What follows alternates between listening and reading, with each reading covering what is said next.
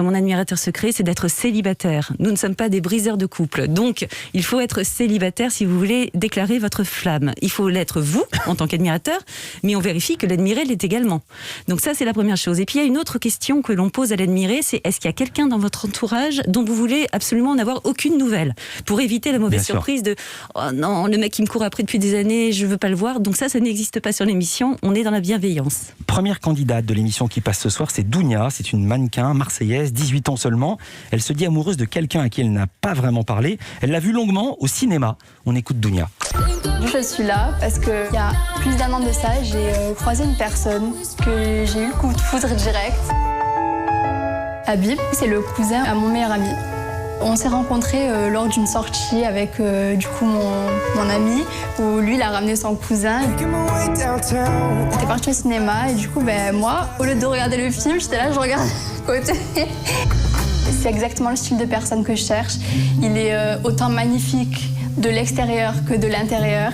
Son visage, ses mimiques, sa façon de rigoler, sa façon de parler, enfin lui quoi.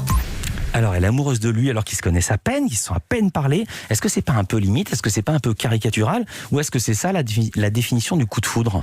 Écoutez, on peut tomber follement amoureuse de quelqu'un qu'on a finalement croisé à de multiples reprises. C'est pas, elle l'a pas vu qu'une fois. C'est un copain de son cousin. Ils se sont vus lors de plusieurs sorties communes.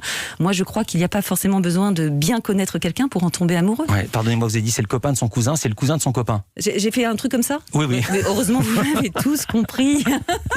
Mais effectivement, parfois, les dispositions sont un petit peu compliquées. Je veux dire la chose différemment. Est-ce que parfois, ça va pas trop loin, cette émission?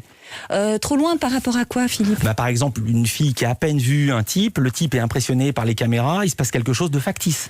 Alors écoutez, en tout cas, si ça devait être le cas, ça s'écroulerait très rapidement. Et c'est pour ça que j'aime bien la fin des émissions pendant lesquelles on raconte si les gens sont de nouveau restés ensemble ou pas. Et nous, on aimerait faire beaucoup plus d'émissions de Mon admirateur secret. Et ce qui nous freine, c'est justement que pour éviter ce côté factice, on est intraitable. Et dès qu'on sent que ça pourrait être bidonné, on n'y va pas. C'est pour ça qu'on n'arrive pas à fournir plus d'émissions que ça. Parce qu'on est intraitable, autrement, ça serait de la télé-réalité.